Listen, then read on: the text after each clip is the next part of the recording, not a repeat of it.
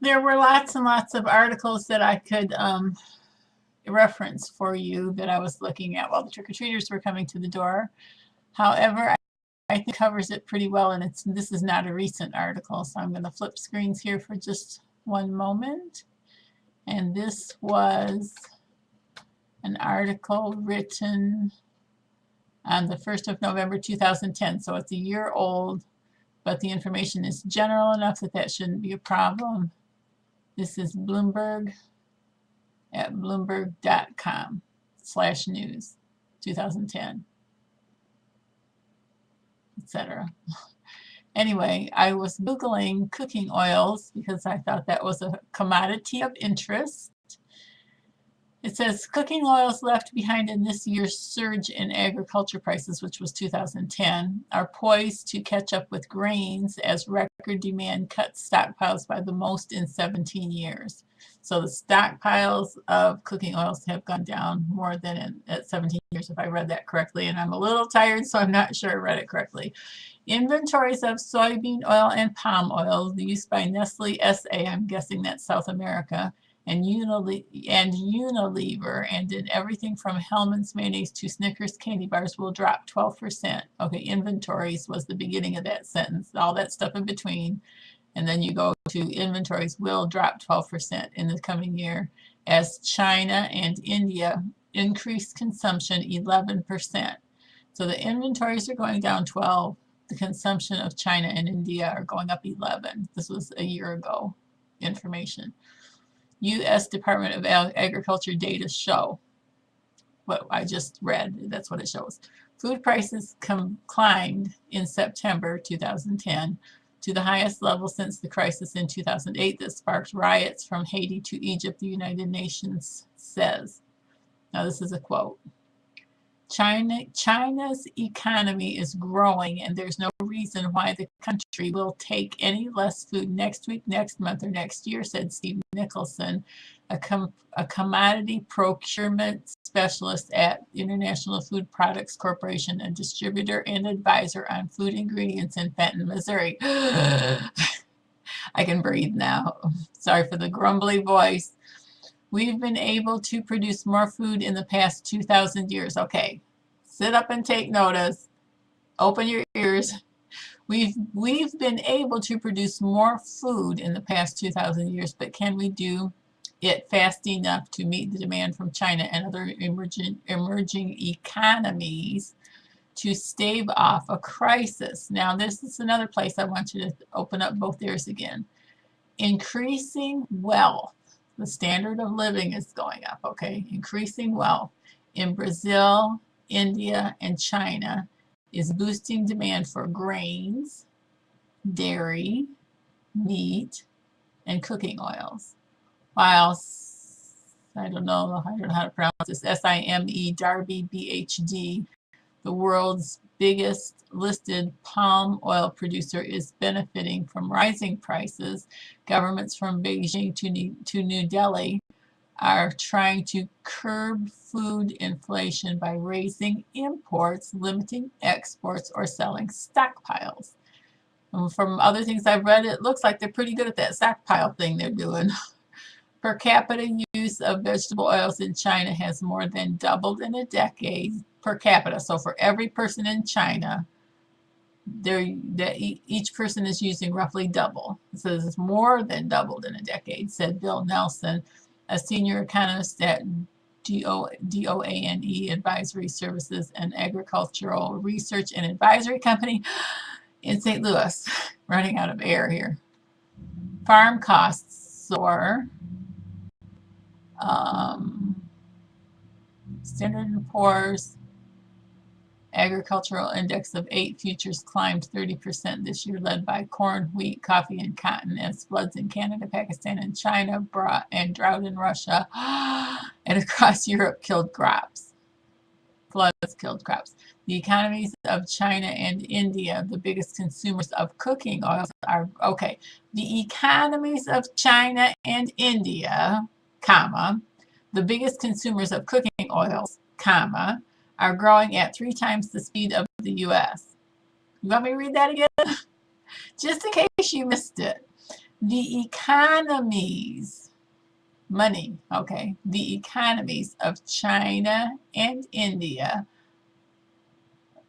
I'm going to put two words in there that aren't in there. Who are the biggest consumers of cooking oils, comma. Okay, the economies, comma, are growing at 3 times the speed of the U.S. So let me back up here. I'm a woman that likes numbers. I'm a person that likes numbers. So let's go back to the beginning. The inventories of the oils will drop 12% as China and India increase consumption 11%. I'm cutting a few words out here. Okay. The inventories will drop 12%. The inventories of oils, stock on hand, will drop 12%, while China, let's see, as China and India increase their consumption 11%. China's economy is growing, increasing wealth in Brazil, India, and China, boosting demand. Again, I'm going to repeat this. Increasing wealth in Brazil, India, and China is boosting the demand for grains, dairy, meat, and cooking oils, while this company, the world's biggest palm oil producer, is benefiting. Governments of those countries are trying to curb inflation, keep the costs down by importing more. They're trying to keep their costs down by bringing more into the country and limiting their exports, so sending less out of the country or selling their stockpiles, which they're keeping on hand. And then it says on top of that, I'm just reiterating here so you don't miss it all. I know I'm kind of being a little redundant, but bear with me. The per capita use, the amount of vegetable oil consumed per person in China has more than doubled in a decade. So that about sums it up. Let's see if there's anything else towards the end of this. Oh, of course, the biofuels entered into it. Record demand for food and biofuel may combine with delays to planting. So delays in getting the crop into the ground in South America to extend gains, price increases and profits, I guess, in cooking oils. I'm going to skip over that part because it's getting kind of, there's throwing around a lot of statistics in here. The critical period of tightness is yet to come, said Dora Mistry, a director at, I can't even pronounce this stuff, something International Limited, who has traded cooking oils for more than 3 decades. Okay, this person has traded cooking oils on the markets for more than 30 years and who correctly predicted the gains, increases in palm oil and soybean prices since June. We're not doing enough to raise production of vegetable oils, and the weather the world over is troublesome. Yeah, they think the weather was troublesome in 2010. They should take a look at 2011. Brazilian planting, money supply.